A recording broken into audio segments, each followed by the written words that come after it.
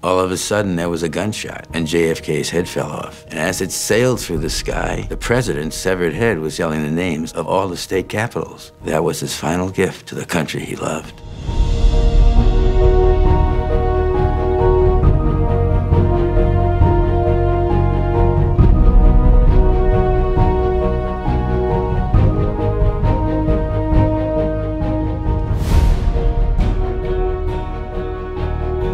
I had gone to watch the motorcade with my family. The president came around the corner in his convertible, and I just couldn't believe that I was seeing him in person. Kennedy started exhibiting that classic presidential hubris. He made his neck extra long as if to show off his head to the world. It was wonderful to see his head, but it also made his head an easy target for snipers and birds. There were a few things that seemed out of place that day. There was a man in a trench coat who was holding an armful of hot dogs. He must have had 30 or 40 hot dogs. He kept holding up his hot dogs and telling people, "I brought these hot dogs from home." When the gunshot went off, the man with all the hot dogs froze in his tracks. He looked at me and said, "Holy shit, that bullet was meant for me." I asked, "Why is everyone screaming?" And someone said, "Somebody just shot President John F. Kennedy." And I said, "I thought that idiot died weeks ago." President Kennedy's brain went sailing into the sky. Everyone was hoping to be the one to catch the president's brain, but JFK's brain was the size of a chicken nugget, so nobody could see it. The president's brain sailed through the sky, and it knocked over a bucket of sunscreen. The man who owned the bucket started to cry. He kept saying, my sunscreen is ruined." It was the most heartbreaking thing I'd ever seen. The paramedics arrived